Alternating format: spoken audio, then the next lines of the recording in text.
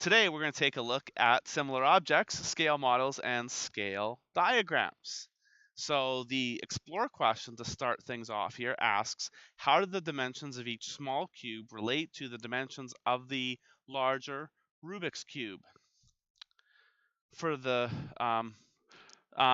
what we see here is that there are three little cubes in each row, in each column, or in each length. So what that says is that each of these is 1/3 the length, width, or height of the larger Rubik's Cube. So that means that the all dimensions of the little cubes, that meaning its length, width, and height, are all 1/3 of that of the larger cube. Okay?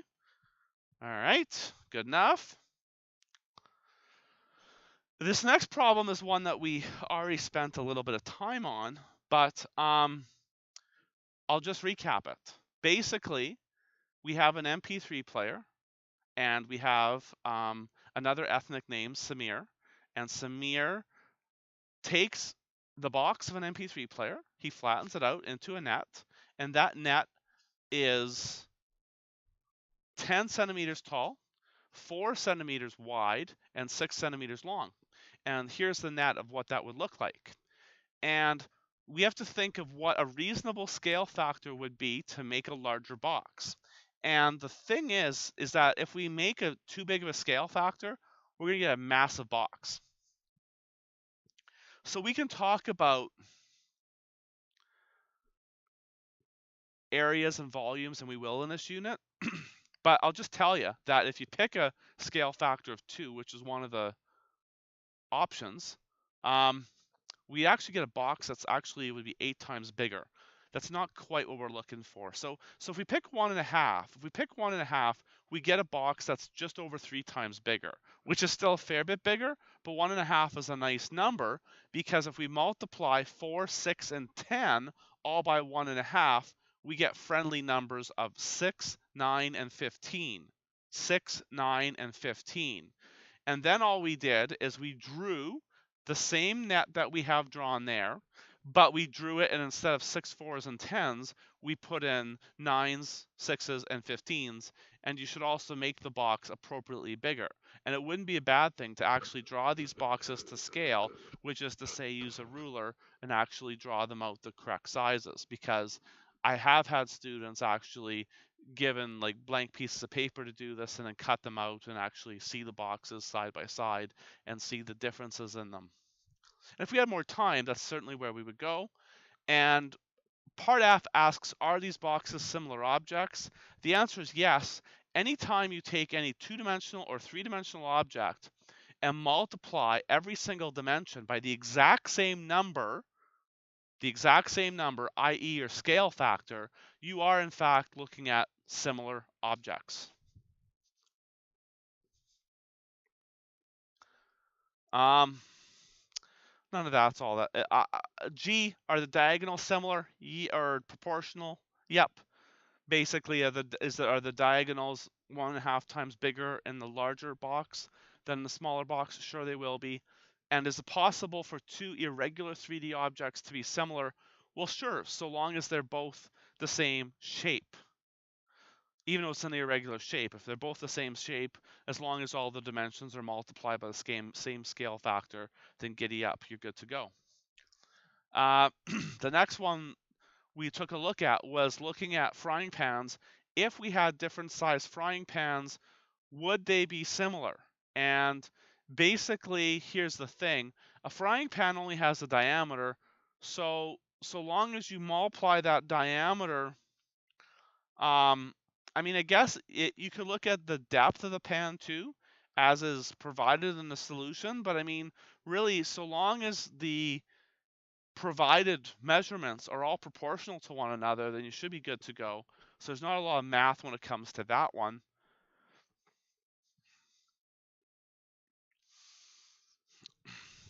Then we have Esmeralda. Gives her brother a toy tractor. The toy tractor has dimensions 12.7 centimeters, 9.5 centimeters, and 19.1 centimeters. The ratio of the toy tractor to the real deal is 1 to 16. That is to say that the real tractor is 16 times bigger. How can she determine the dimensions of the real tractor? Well, what she'll have to do is she'll have to multiply each of those 3 dimensions by 16. And in each case, you're going to get a number that's bigger than 100. And because you're getting a number that's bigger than 100, instead of talking about centimeters, it would be more useful to talk about meters. So when you multiply these all by 16, you're going to want to then consider talking about meters. Because I don't usually say to my friends, hey friends, I'm 181 centimeters tall. No. Even if I was talking about metric measurements, which we usually don't, I'd usually say something like I'm 1.8 meters tall.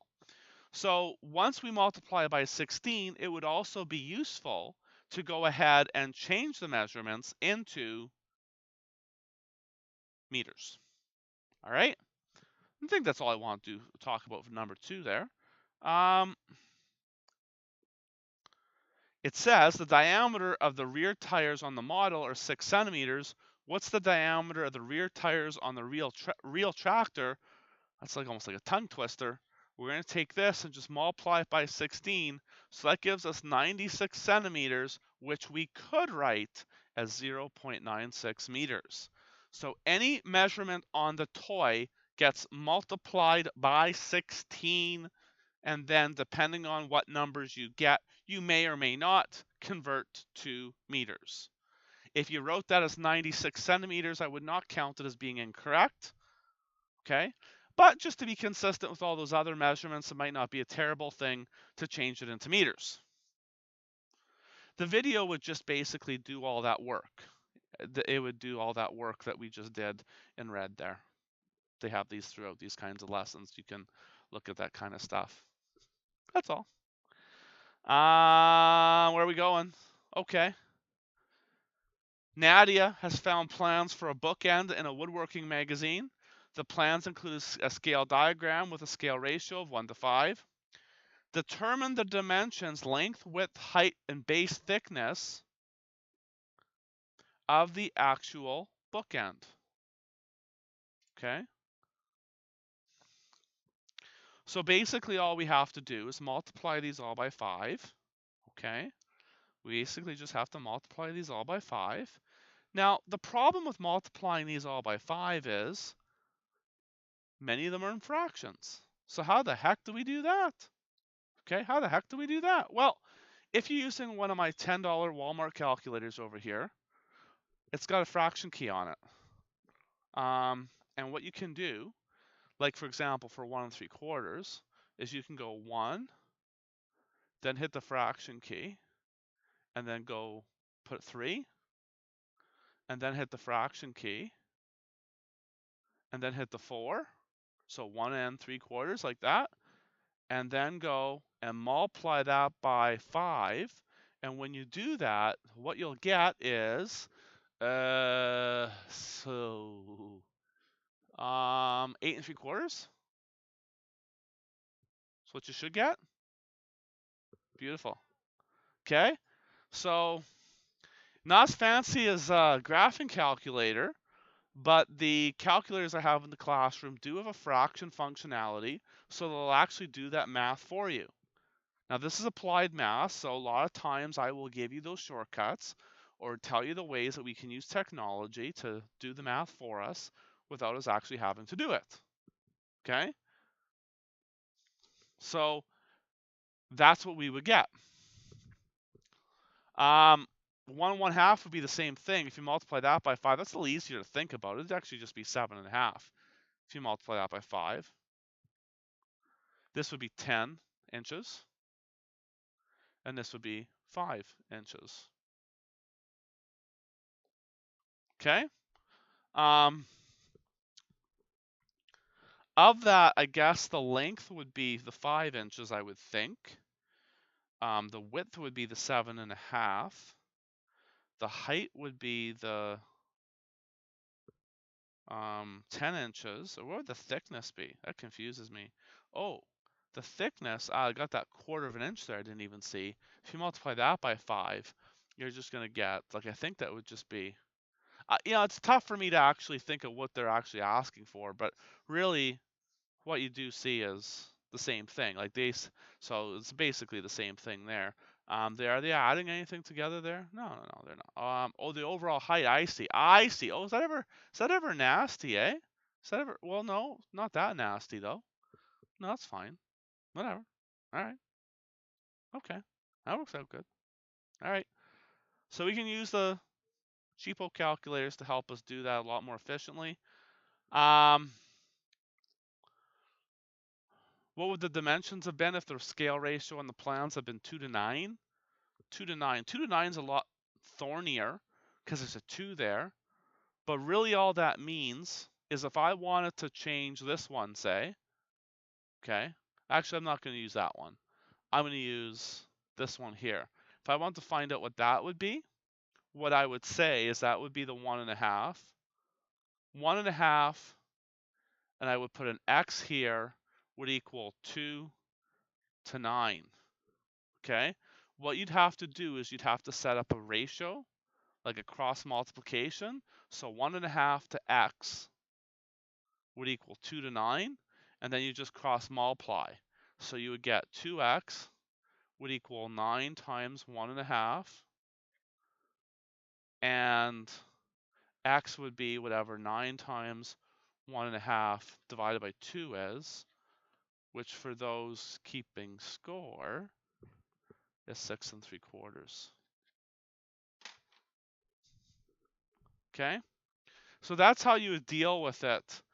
You, instead of just being able to multiply by one little number and having all the calculations be really easy, we'd have to set up a cross multiplication thinger and multiply and then do some dividing. So we'd have to multiply them all by 9 and then divide them all by 2.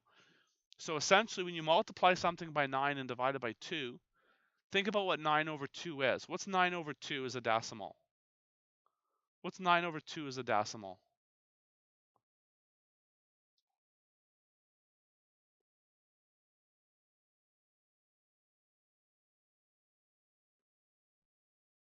What's 9 divided by 2?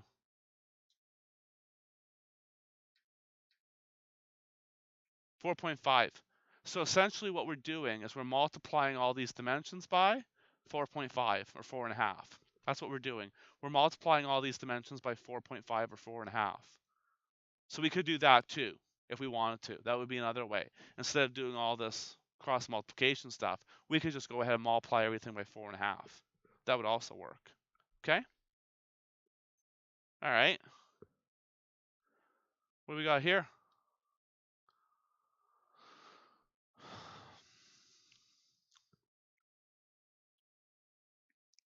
Selena's an engineer. She's working on a city project, replacing old storm sewer pipes with new concrete pipes. Each pipe has an inner diameter of 1.5 meters. So that means from the inside to the inside is 1.5 meters. A wall thickness of 0.18 meters. Just be careful. Let me think about that. No, that would be like a wall thickness of 0.18 meters and a length of 2.5 meters. So what would the length be? The length would be, I think it would be maybe, tough to say. How can she create a scale drawing of one of these pipes? Okay. Well, what we could do is draw a side view and a front view if you want. Okay, we could draw a side view and a front view. And then figure out what kind of a scale factor you want to use. And when you're figuring out what scale factor that you want to use, the most important thing is to think about how big you want the picture to be. Because you don't want, obviously you don't want the picture to be over the size of a page. So you want to be able to reduce, in this case, reduce the picture so it can fit comfortably on a page, not too big, not too small, and then go from there. Now, I don't really like this question a whole lot, so we're not going to spend a whole lot of time doing it, but I just want you to be aware that if you're given some real dimensions of a real object and you're supposed to draw a scale diagram of it on your paper, just make sure to think of a scale that will allow you to fit the drawing on your paper. Okay? And it says draw scale drawing. Now we'll skip that. And we'll just go to the key ideas that we've looked at here. And the key ideas that we're looking at here are not a lot different than the ones we looked at before. If the dimensions are proportional, then objects are similar, and the scale factor would be the same for all of the matching sides. And the scale factor, if you only knew what the measurements were, you could find the scale factor, okay, by just multiplying or dividing by appropriate numbers. So what do I mean by that? Well, let's say we had something like this. Let's say we had a cube like this. I'll do a cube because it's easy, okay? But let's say this cube is 4 by 4 by 4, and then we have a bigger cube over here. And this cube might be, I don't know,